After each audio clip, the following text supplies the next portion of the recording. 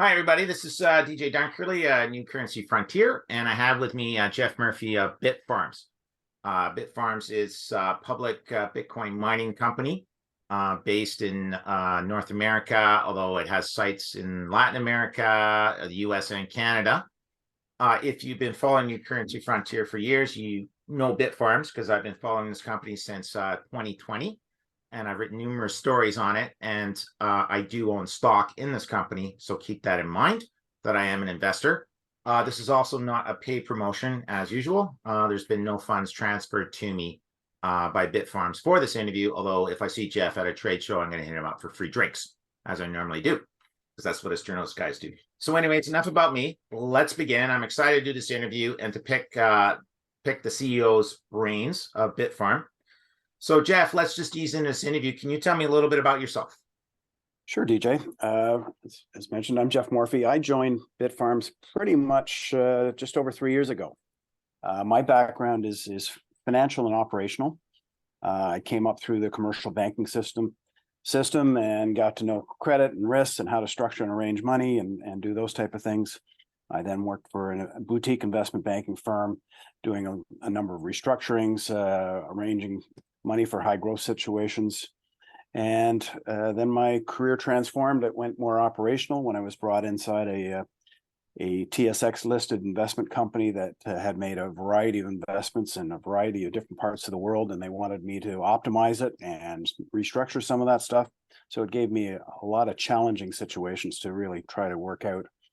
And I worked myself out of a job that put me into a position where I was looking at just doing some directorships and things like that. And then Bitfarms came along.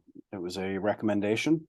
I always was curious about Bitcoin, and what a better way to get to know Bitcoin and all the opportunities there by diving in feet first into a directorship position. And it was about 4 months after that, COVID had hit, and the halving had just occurred, and our primary principal officer of the company announced he was leaving. And so I was asked to jump from the board into the day-to-day role, and I have been in a senior sort of pivotal spot since September of 2020, and have moved myself up from an EVP, and now, as of late December of last year, became the president and CEO. So I've been in it. I've had my sleeves rolled up. I've been involved in really all the capital raises and everything strategically we've done since the last halving. So it's been a full-time job. Okay, I can't resist asking this question. So in 2020, you started to move into crypto. Can you tell me what your peer group, your friends, your acquaintances said to you? I know this question when you said, "Oh yeah, I'm doing this crypto stuff now." Tell me, because I'm interested in hearing this myself personally. Well, he said, "Well, that's different." Oh, they were nice to you. Okay. You'll have to explain that to me. And I've had a lot of good conversations with that. Oh, good. Now, they just couldn't understand why I didn't have any time off anymore just to go and do my thing or get together with them. And frankly, for the last 3 years, I just haven't had time to get together with people anymore. It seems this is a demanding job. This is a demanding sector, being 24/7, and the dynamic nature of it. It sucks you in, and it's exhilarating. Oh, I'm good. I'm glad that your peer group like encouraged you and didn't, that's a different story than a lot of us guys in crypto, but that's awesome. That's great. Can you tell me a little bit about Bitfarms in general? I mean, for people who haven't been reading my blog for the last 3 years. Sure. Bitfarms is a Canadian company, but we've gone international now. So we started 5.5 years ago, and going back 3 years ago, we had 5 locations in Quebec, all fairly close proximity, all using hydropower. And since then, we have grown by about 8 times. Time we were 600 petahash, and now we are 5 exahash and growing. We have operations in 4 countries: Canada, the United States, Paraguay, and Argentina. We have 196 megawatts of power that we consume and growing. And we have autonomous teams in each of those locations. And 91% of our power that we use is renewable. So that really cuts us apart from a lot of our competitors. nice, consistent agreements, and we can talk about those in a little bit. But we have amongst the highest efficiency ratings of any of the publicly traded miners, and we are actively compared to many of our peers. So people can see how consistent we are month in and month out in our costs of production, which are quite low, and our efficiency, how well we work our assets to provide return for shareholders. And we also take a pride on the fact that we are very conscious of our shareholders and try not to dilute them. But we maintain a good balance sheet and good liquidity. Okay, great. Yeah, I mean, we could talk a bit more about that later in the view. I really like, I've always said in Bitfarms, I really like this company because just the operations, and then, you know, my background's in operations, so I always gravitate towards the operations guys, geek type companies. But what's interesting is something I want to talk about is I've noticed the question is, like, how do you think, like, you have two types of investors, retail and institutional investors. Like, how do you think, like, first of all, do you have conversations with retail investors, and then how do they view the public Bitcoin mining space? And then I know you have conversations with institutional investors, and then how do they view the space in general? And is there a difference between the two? Like, how do investors view you, public Bitcoin mining, and view Bitfarms? It's a good question, and it depends a little bit when you ask. Back in 2021, when things are just going crazy in a good way, retail investors couldn't get enough of us. We had enthusiasts and cheerleaders, and I got emails galore about, please issue another press release. Let us know what's happening. Well, let us know what's happening. If we didn't put a press release out like every week, there was people on me saying, what news do you have for us? They were that hungry for information. And you know, the retail investor, you've got some long-term investors that really pick and choose amongst the miners and really look for the fundamentals. And you also have retail investors that are more play the volatility and more the day trades or the week trades. And you don't really get to develop a relationship with those people because they're in and out, in and out. But the institutional lens is very different. They like stickier investments, good fundamentals, good traditional metrics and the like. And we spent a lot of time with those investors. I would say 10-20% of any given week, I'm speaking with investors, institutional investors, prospective ones, and talking about what the latest is. And when, like 3 years ago, when I first started doing it, it was more introductory. Now it's, boy, they know what's happening with all the different miners. They have a quarterly call and they're digging in. Okay, this is where you were last quarter. What have you done for us this quarter? And did you manage to get this solved? What are you doing in business development? They're asking the questions. They are really much more intelligent, and certainly the retail, retail investors are that way too. There's some very penetrating and thoughtful discussions now with some of these institutional investors. And we are about 30% institutional, 70% retail. I think it slid down a little bit given the softness of the market last year. But we're always endeavoring to get some stickier, bigger money, family offices and institutional investors to join our base. And they push us too. And that's not a bad thing. That's interesting. So the institutional, I mean, that's my follow-up question. I'm just processing that because I am trying to figure out like who is in the space besides me, right? Which I'm not complaining because it's at, you know, we're at the trough right now. And, you know, my personal experience is I've been telling people, wow, Bitcoin mining stocks have had an awesome 2023, like, you know, your company and across the board, the numbers are fantastic. My general group of friends have been like completely not impressed, which makes no sense to me whatsoever. So it sounds like I'm assuming the feedback you're getting this year is better, right? Because everyone's having a really good year, right?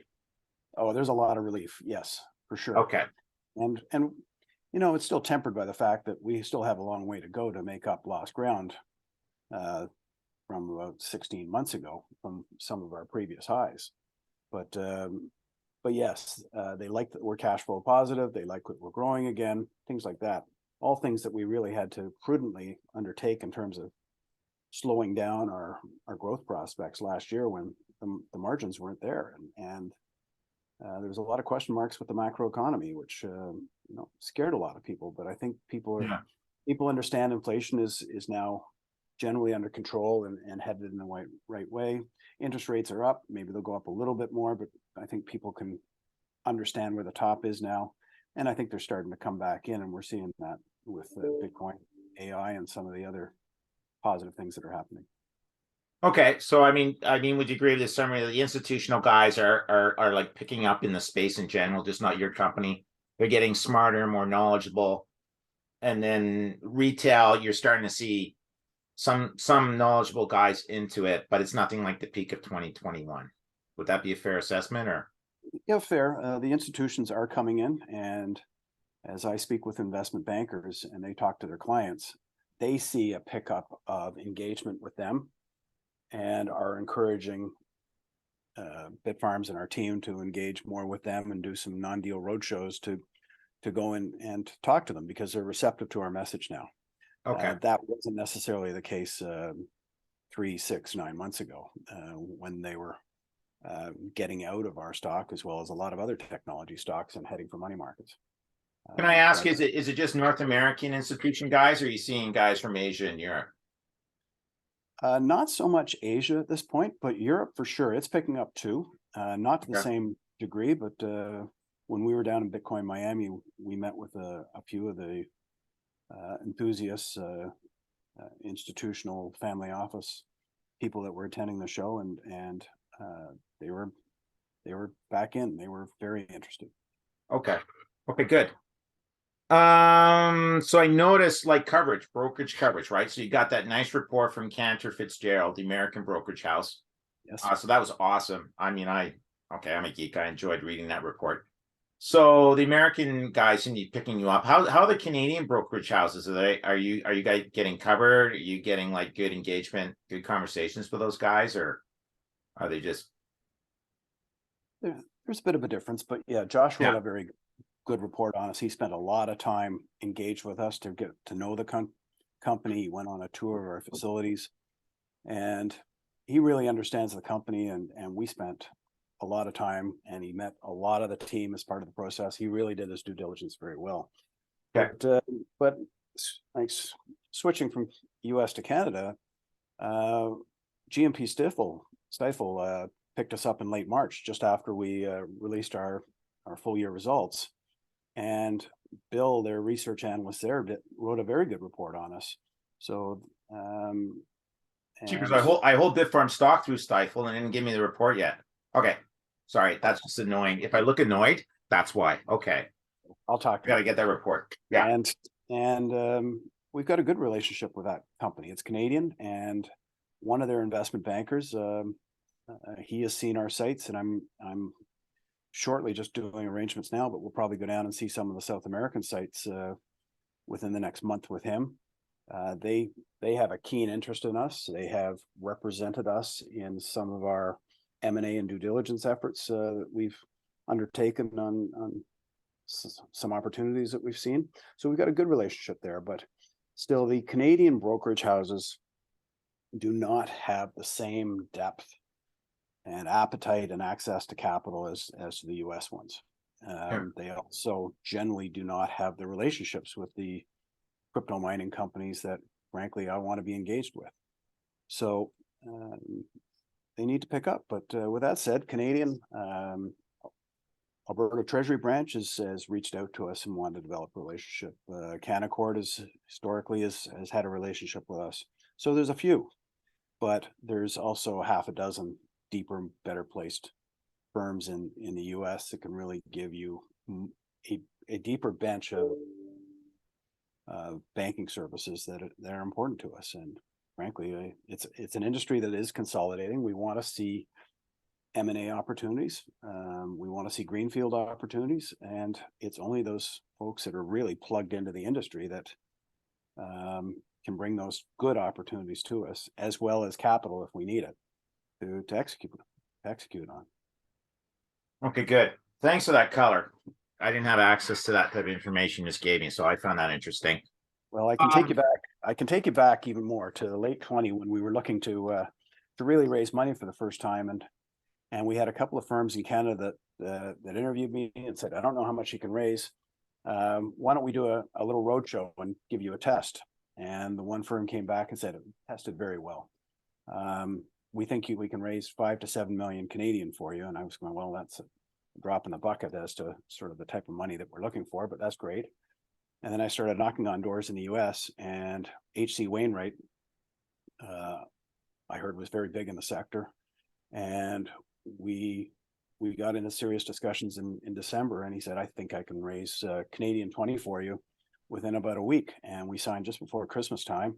He tried to do the deal for us on New Year's Eve, but we couldn't find enough lawyers, and we ended up doing 20 million January 7th, and then another 20 million January 14th, and I think it was 40 million Canadian mid-February and 70 million, I think, the following May.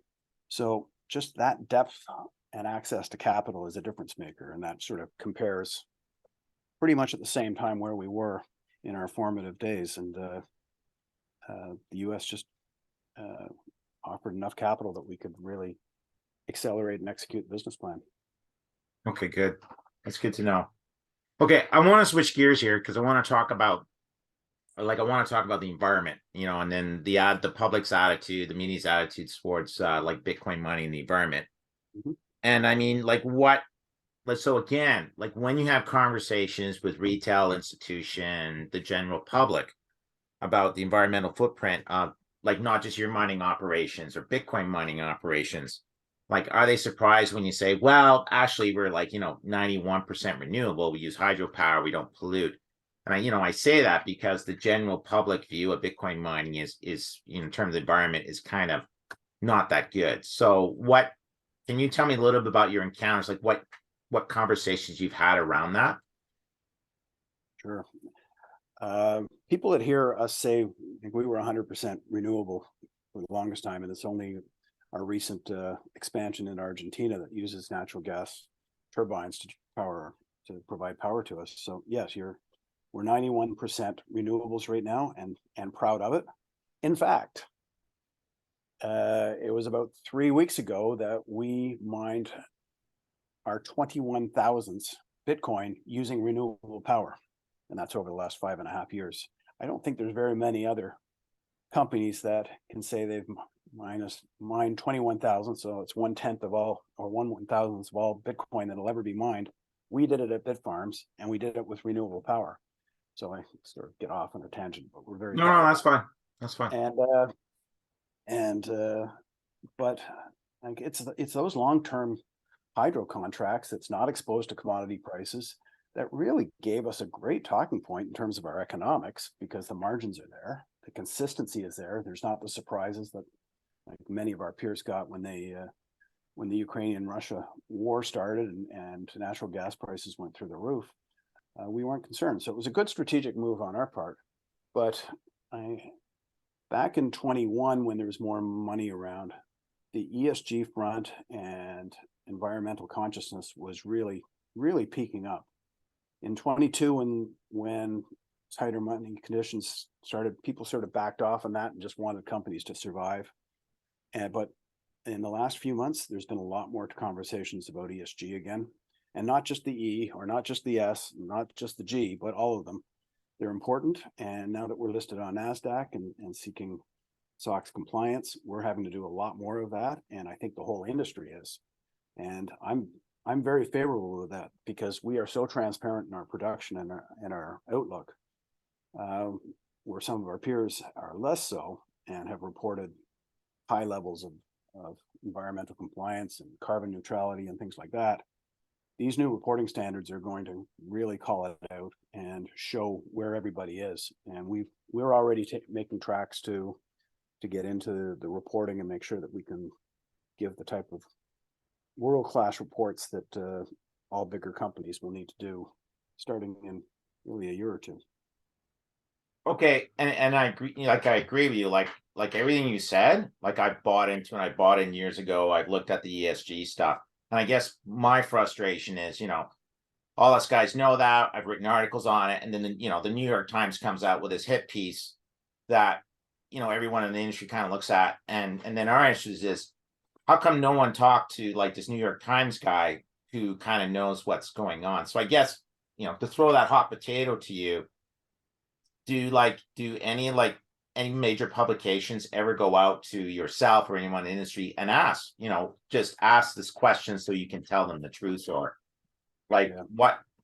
I don't know. I threw you a mess there, but why do you think like popular media is just so factually incorrect on some of the stuff about Bitcoin mining? It really is incredible. It really is. And I think it might be the lobbying efforts on behalf of the status quo that want to paint us as a dirty monster. But that New York Times hit piece is what it was. And one of our competitors went out there and actually issued a press release to dispel some of the claims in there. And they had to create different mechanisms to make their point. But like Bitfarms, not surprisingly, because we are primarily green and we're conscious of this, didn't get mentioned in that article. And it was very selective, and I expected more of a New York Times writer than what we saw there. That was unfortunate, but you have to take advantage of these opportunities, that when something like this happens, then you can jump on the bandwagon just the same way you've asked me this question, and get the facts out there. And that's what we've been taking the opportunity to do, and our team has been getting out there talking more about it. Okay. We've got quite a good track record, and a lot of our expansion opportunities continue to evolve around clean power and better energy management. So you'll hear more about this. Mm-hmm. Now, the second objection that you get in the popular media is that, oh, you guys are like, taking power that could be used to fuel the televisions of these poor rural villagers in whatever country you're in. And then like but then really we know that the power is stranded, in the sense that the power is, a lot of Bitcoin mining is done on these facilities that are just literally too far away to power anything else. So there's the concept of stranded power. Is that type of an idea that people are familiar? Is that the type of argument that you have to put forward, or do even people know about stranded power? Because that's the second objection I see, and no one ever seems to say, well, the Bitcoin mining facilities in the middle of nowhere, right? Like there's nothing to publish. Or there's a lot of ignorance still around that subject, and our job is to educate in so many different ways, but we offer a couple of advantages there. Stranded power just makes sense from a supply and demand basis. Like in pretty much all our locations, huge amount of hydropower was generated for heavy duty industries in the past, aluminum, forestry, and other things. And then they migrated out, leaving huge amounts of excess power without use. Yeah. And so we go in, and it's ideal for us. We want a substantial amount of power, but we can monetize it and bring benefits to the whole area, including upgrades of substations and the wiring and things that bring softer benefits to the local users as well. We do that in Quebec. We've done it in Washington. We've done it in Paraguay. It's even somewhat true in Argentina as well, where we improve the standard of the grid, and we also get into energy management programs, so that in those peak times when, like Quebec, for example, when it gets very cold, they say we need to preserve power to heat homes, and we shut down and we shed the load, and it can go to the places that need it. 2 or 3 hours later, they say you can turn back on. No other industry has that flexibility to be able to flex the energy grid and optimize it like what we can do for energy grids. And then my last point is, how many other industries can go to the power? Not many. We can. So if areas really want to take advantage of their surplus stranded power, they will invite us to go right beside the hydro dam or wherever their power source is, so that they do not have losses with transmission, the old wheeling format. Because of physics, there's a resistance issue there, and the closer we can go to the power source, the better. And we're flexible, whether it's containers or warehouses. We can set up right there and optimize their system even more. without loss. And the type of monetization that we are doing for communities and grids is important now, not particularly well recognized, but will be more so as people do, as towns, cities, and utilities start doing their value added analysis. And we're ready for that. And we as a industry need to do a better job at talking about sort of the type of monetary benefits and physical benefits that we bring to grids. Good.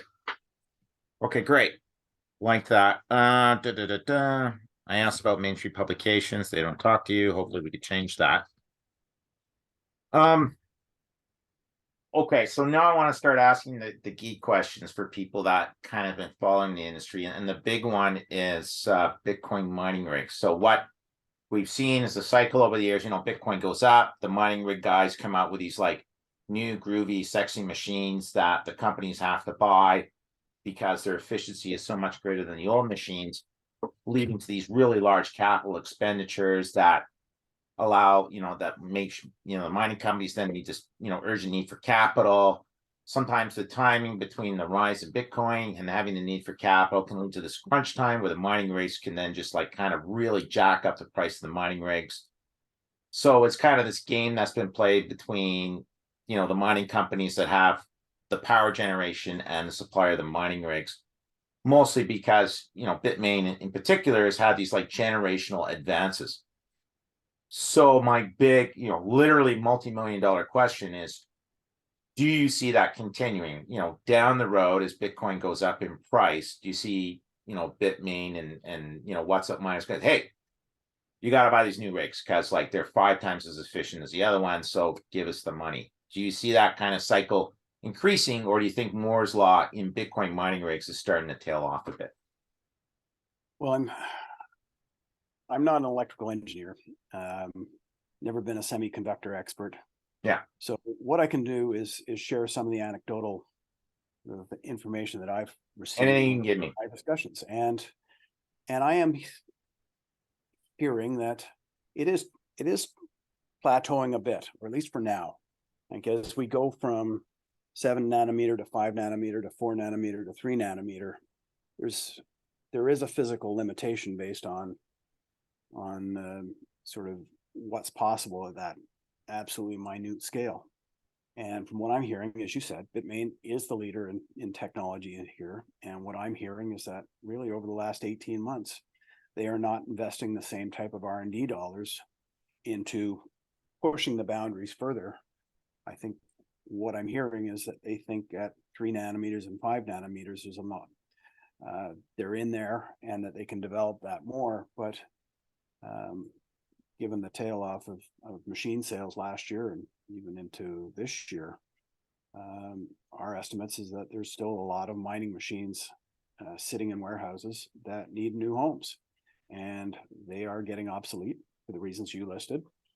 And the miners just have not been buying them as much, and certainly the margin's not there as it used to be. So, like we at the trade show saw a new company with a 4 nanometer. We heard MicroBT with new announcements, and also with their hydro miner system, different cooling system, and getting thermal benefits out of the water circulation system. So they seem to be evolving in different ways for better thermal management and for speed. But like you also have to look at the price of some of those high performance machines. It's 3 times higher than we all used to like our S19s and our M30s, sort of 100 terahash type of machines. And now to go beyond that, you can pay 3 times more. And with a halving that's less than a year away, like that might translate into 3-year payback periods where we like sort of M30s, like the higher performance S19s, something at over 100 terahash now to bring our efficiencies down as a corporate fleet. But we look at the price of our electricity, what these machines are supposed to operate, and then our payback periods, and we like less than a year. Like they used to be 6, 5, 7 months. But if you have to pay 3 times more to get this much more performance, but you're paying this much more sort of cost, then those payback periods are going to be long. And I think some people are missing that part of the equation. And so Are they look at able to some, sell them at that price? That doesn't make sense to me. 3-year payback. They're selling yeah, at 3-year payback. yeah, because Okay, people love, I learned love the something new today. efficiency of these machines. Like they go up to 150, 155, 160 terahash and versus the old 100. And I think investors really like the sounds of getting the latest and greatest and these highly efficient machines. But like as investors, you want to pay back. And so we take cost into consideration, not just sort of the buzz. Yeah, like the only reason I could see someone, I mean, correct me if I'm wrong, the only reason I could see someone buying these type of machines if they're really constrained about power expansion. Like, they've got their 30 megawatts and they can't get a hold of any more, so they need to optimize that. Do you think, like, have you ever heard of people just like, is there really anything in this industry where we're literally running out of places to expand for power? No, I don't think so. Yeah, I didn't think so either. There's a lot of opportunities still, and people are getting better with solar and some of these other locations, other parts Okay. of the world. There's still opportunities opening up. But if you've got 5, 6, 7 cent power and you need a machine like that just to provide you with a return, you're probably going to do it. But with the halving coming up, I would suggest people that are paying 6, 7, 8 cents are not going to be very long for this industry. If that's where their power is and the halving is 11 months away, they're going to be really constrained. Okay, so what I'm taking away from this conversation we just had, and you don't have to agree with me, is I see a company buying these latest miners. I'm sure you're not going to buy their stock because that doesn't work. That 3-year payback is poison for me, anyways, as an investor. Okay. Keep in mind, 3-year payback is more where we are right now with hash prices and the prices now. Yeah. Now we can all be brilliant people if Bitcoin then goes to $50,000 or $60,000 next week.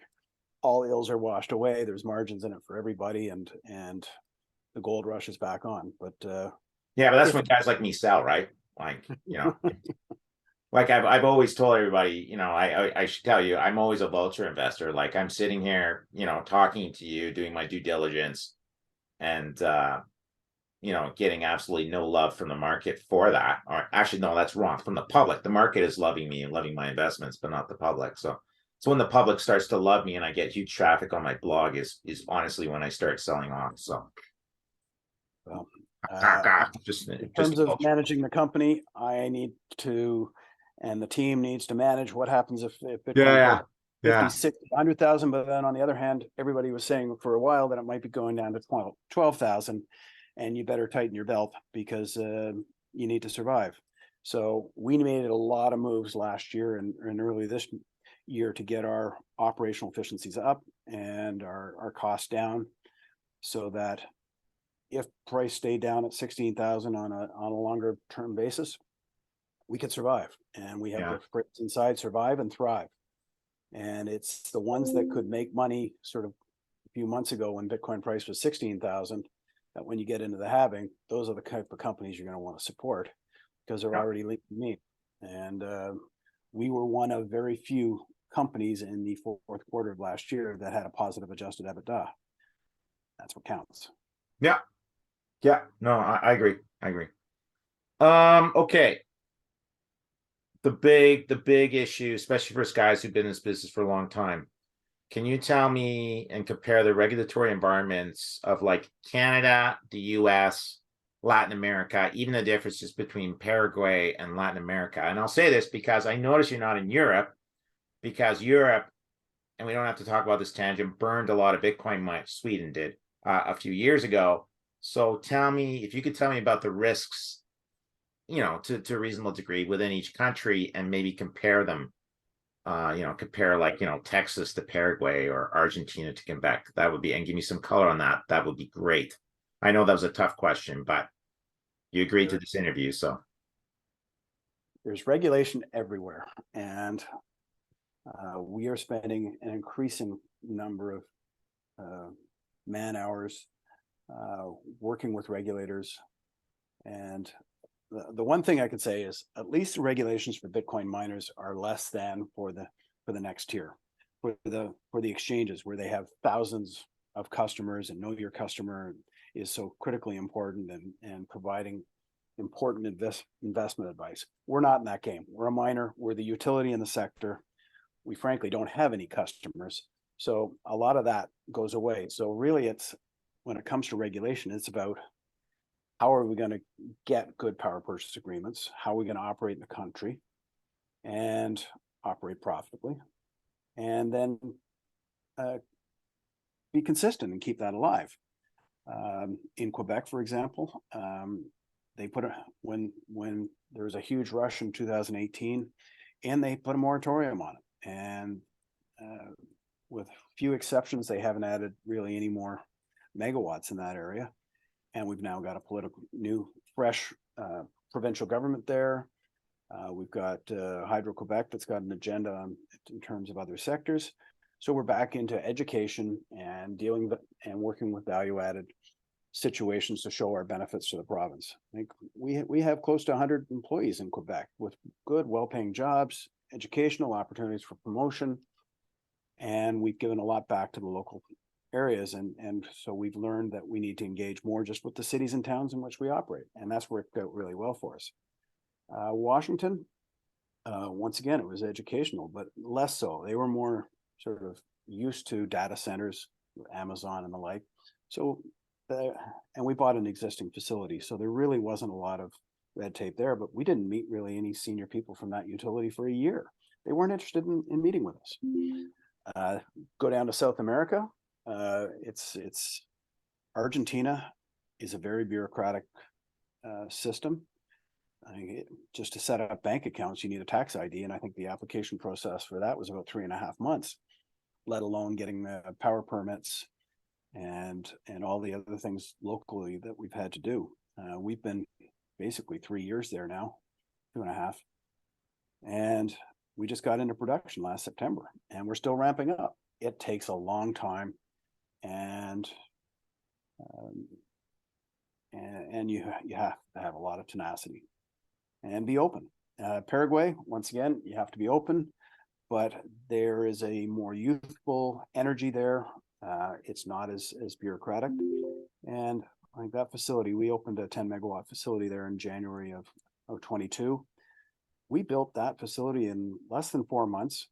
It was our cheapest place to build. It went up as fast as any other that I can remember, probably faster, and is a very efficient operation there.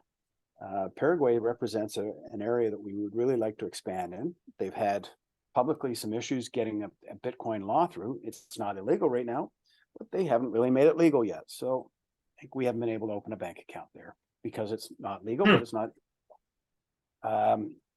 So every area represents its own challenges, and we spend a lot of time and effort in each of those areas.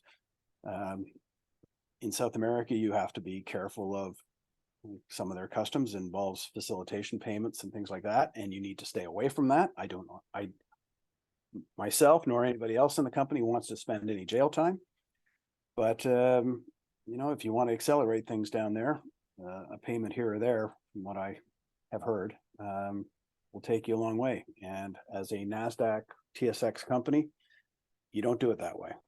We'll pass, we'll run away if need be, but we've seen opportunities like that, and the whole company knows don't do that. Now, your other question was about Europe. We've looked at Sweden and Norway, as well as a couple other areas a little further back in time.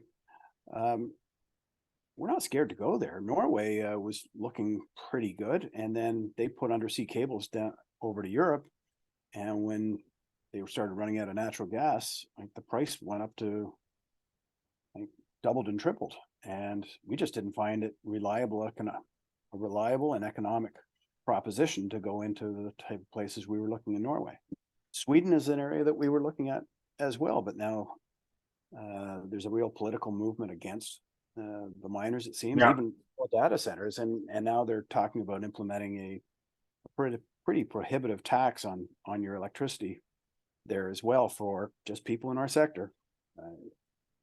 And it's prejudicial, but that's what they're proposing. So I hear there's a couple of sort of loopholes, but you don't make hundreds of millions of dollars of capital investment decisions based on a possible loophole. So we're going to have to see that through, but we'd like to go to Europe, but none of the opportunities just have sized up yet. We're very careful with that. Yeah, I haven't had good experience with investing in companies that went into Europe, but let's not talk about that. It's painful. Okay, so I have two other questions. We're getting near the end, and I know you're going to run off soon. So I have like two specific topics I wanted to bring up that are pretty obscure. I want to bring up something that you may not want to comment on is because I've tried hitting up other blockchain companies, they don't want to talk about it. So ordinals, Bitcoin NFTs, transaction fees. I tried hitting up a company about that. They wanted to speak about it briefly. They were all excited, and then they didn't really want to say anything specific. So there's a lot of, and I noticed you didn't bring it up your quarterly call. I noticed it's not in a research report, but that's kind of the big buzz right now is these heightened transaction fees going to the miners from, NFTs, ordinals, inscriptions, and all that type of stuff. So do you have anything you'd like to say about that? And the BRC20 tokens, yes. Yes. I don't know why they wouldn't want to talk about it. Like, these things seem to come and go. And by being in the game, you get the benefits of this. Like, if you go back a couple of years ago with the China ban, like at that point, like over the course of 2 weeks, pretty much all 60% of the world's network capacity went offline. And at that point, we were mining about 7 Bitcoin per day. And lo and behold, 2 weeks later, I'm waking up and we're mining 14 Bitcoin a day. Like, revenue doubles. Our cost inputs haven't changed. It was great. And that lasted for a number of months as the network hash rate sort of grew back into itself and some of these Chinese miners migrated outside of China. But in this latest round, it was May. So it really wouldn't have made it onto our first quarter call. But, at Bitcoin Miami, I was asked about that. So like there was about 10 days where we were mining more Bitcoin because of these influences that you talked about. And like, as I said, it's extra money for us because there's no cost inputs for it. We just ended up getting more transaction fees.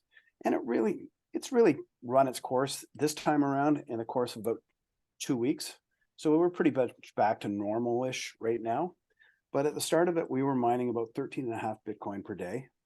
And there was one day that it ramped right up to 22.5 Bitcoin per day in our production, a little more than that. I think that was the Monday. Yeah, I saw that. And like, thank you very much. And so really over that 10 days and just using sort of 13.5 as basically the former daily average, we ended up mining about 33 or so more Bitcoin than we would have normally. That translates to about $900,000. That's pure contribution. So we like these episodes. If other people want to bring more of these things on and do it, we're the utility. We make this happen, and our shareholders are the benefactors because we have that much more cash flow. It helps our investment, and I think we're a company that does like to hodl when we have a surplus cash flow. That's really been the case over the last couple of months. So that's probably going to help in May to do some of that. So yeah, I noticed. I know the transaction fees that the miners collect is public information, and how that spike has come down. So I guess like your forecast is that, hey, it's just all gravy, but we're not going to make any forecasts about the future, and it looks like it's died down for now. Is that kind of correct? Yeah, you can't really count on it, but when it happens, we're going to take full advantage. And it's early in this game, and there's a lot of innovative people, and if they want to use the Bitcoin network and blockchain to enable other transactions, like people are still getting that figured out. It's a wonderful platform. We're just getting started. All right, my opinion, I think it's going to spike up again. The dot sats thing looks like it's just starting to take its craze. But again, you're right. We'll see how it goes. So I'm pretty optimistic about that. Okay, so you're going to be taking off in a couple of minutes to another meeting. Is there anything that you've been waiting desperately to bring up, but I haven't let you talk about it yet? DJ, you're always pretty thorough. But I think what you're seeing here is that we've been pretty restrained company, getting our debt under control, getting our CapEx requirements under control so that we can absolutely live within our means, which Okay, yeah. last year was tough. And we have sorted that out. We did a great transaction. Like, for example, our debt, middle of last year, it was 165 million. Now we're about 19 million. And it's scheduled to be fully repaid by, well, in February of next year, because they're term loan installments. And so it's under control. We're not going to have any debt for the halving, or at least that's the forecast right now. And our CapEx obligations, we have $20 million of micro BT credits that we're going to be applying this year to future hardware installations. So instead of having obligations, when we plan our expansion, we can draw on these credits. Oh, good. And that will reduce dilution, but it's also, we're a company that is now living well within our means, has access to capital, and we advanced our forecast from 6 exahash from the end of the year to September 30th. And frankly, we got our fingers into a variety of things, and with the economics being better now, we're really hoping that we can bring some other expansion opportunities. And the rule within the company is it needs to be done and accretive by the next halving, so that we have everything under control for the halving. And so we are working hard to try to find new opportunities that we can ramp up beyond our 6 exahash target. Time will tell whether we're successful, but we're sure working at it. Awesome. Thanks very much for your time. Great. Just really, as always, excited to be owning the company. Well, I've been owning it for mostly 3 years, so as excited as I can be after a 3-year relationship. But thanks very much. And the again, times and the worst of times, I think, over that 3-year period. Yeah, times are pretty good. In. Times are pretty good. I can't complain this year, that's for sure. So that was Geoff Murphy of Bitfarms. And thanks if you made it through all the way through this interview. I hope you found it as enjoyable and interesting as I did, but I'm a bit of a geek, so hopefully you found parts of it at least useful. All right, hang on, and I'm just going to do this.